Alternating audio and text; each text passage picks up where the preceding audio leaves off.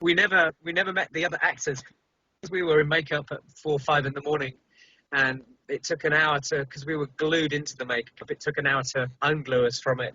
By which time all the other actors had gone home, so we never met the other actors until the wrap party. They had no clue what we looked like, and we had to be introduced to them at the wrap party, even though we'd been working with them for 3 months. But meaning in the second one is was more but was more easy to do or not? I thought long and hard about the second one because it was quite a distressing experience. But I asked the director if the character was going to remove his glasses, and he said no. So I gouged little holes in the makeup, only tiny ones, so I could see just a little bit, which helped. It helped a little bit, but it's still very difficult to work like that. Yeah. I talked to somebody.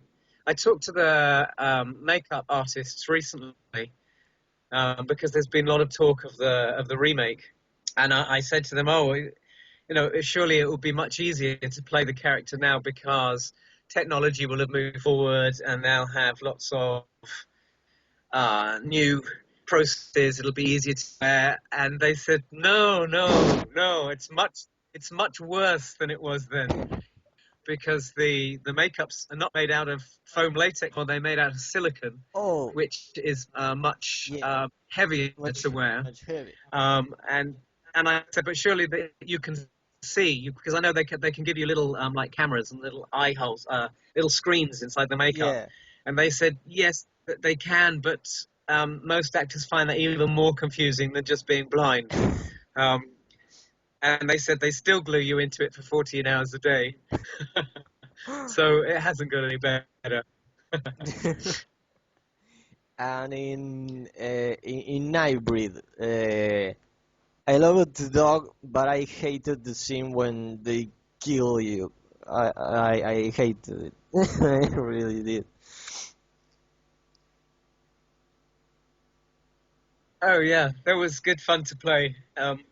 Nightbreed was a joy because I had no makeup apart from a couple of prosthetic nipples that they stuck on. Because I had a scene when they ripped the medal off, so they gave me prosthetic nipples from the word go. Nightbreed, the death scene was great fun. They made the makeup. Originally, the singer Mark Almond was cast to play OHNAKA, but he pulled out. But they'd already cast all the prosthetic makeup for that death scene on him. Mm-hmm. But thankfully, it's fitted me fairly well too. The only disappointing thing about the filming the death scene was right at the end. We did the whole scene and we got being beaten up, and right at the end of the day, they'd created this kind of dummy of me which they filled full of explosives. Mm-hmm. And I was really looking forward to seeing this. Yeah. Because basically. But I was in makeup, having the makeup removed when I heard this explosion. They went, "Oh, that was you exploding." Oh, I know. I thought it would have been really cool to see. But yeah, it was a good scene. It was a fun day's filming that, and Clive did me proud, I think. So you wanted to see yourself exploding. As what? Sorry, say again. You wanted to see yourself exploding. Meaning to dummy of yourself. Yeah, exploding. Exactly. Yeah, no. and it's not often you get the chance to see that. Yeah. And for example, the dog. What about it? It's long gone, surely, no? The dog, yeah, I would think so. It was the second assistant director's dog. Oh. And strangely enough, it was called Frank, which is the name, of course, of the character in the Hellraiser films, the first two, which is a kind of strange coincidence. It was a Boston Bull Terrier. Mm-hmm.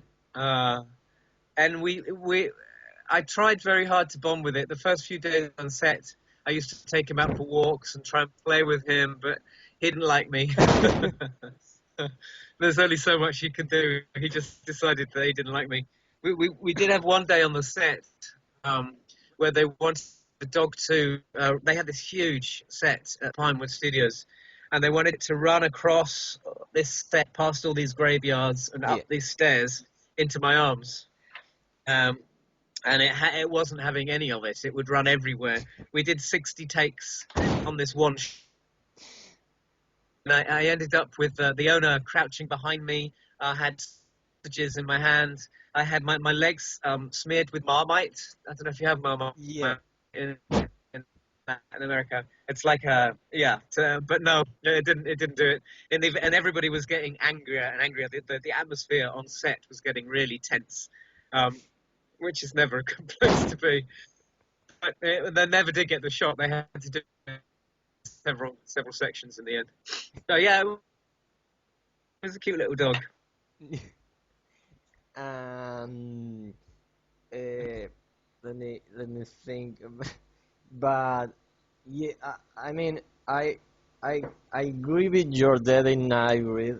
I agree with your dad, and surely in all of the, meaning Barbie, Nicholas in Hellbound.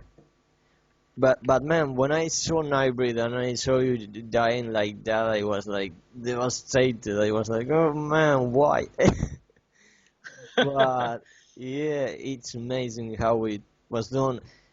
And 25 years ago, from now, yeah, Yeah, man, I know, a long time ago. yeah. A long time ago. Have you had any chance to see the Cabal cut No, not of Nightbreed? sadly. I know that the restoration director Russell Cherrington, Hmm. he did get as far south in America as Mexico, I think, Yeah. but no further south. Um, but as far as I know, Scream Factory, it's due to release on DVD and Blu-ray by Scream Factory in October, November time Oh, that's this year. awesome. Awesome. So, I'm really looking forward to seeing it Yeah. completely cleaned up with all special effects done. I've seen rough versions, but be good to see it finished and out there. There's a lot of people keen to. Yeah. I mean, I have the book that has the script on it. That it's Nightbreed, the making of the film, and there are several deleted scenes in that book. Uh, yeah, the original book was fantastic. I thought it was a very moving story. Then when Clive presented us with the screenplay, it was even better. This was the best screenplay I think I've ever read. Was Yeah. Nightbreed. So it was a disappointment when the final film came out Hmm. because it had been changed so much from the original story. And the Cabal goes back. It follows what Russell's done is taken the original screenplay and tried to re-edit the footage to follow that. So there's it's interesting. You have time to get to know the lead characters of Laurie and Boone, which was very rushed in the original adaptation, and you kind of understand. You get to sympathise with the Narca, but with a lot of the Cenobites. They're not Cenobites. A lot of the tribes of the moon. To drive. With Midian. Yeah.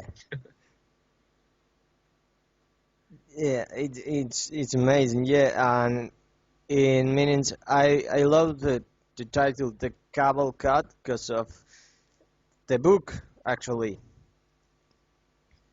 That's Yeah. right. Yeah, absolutely. It goes back to the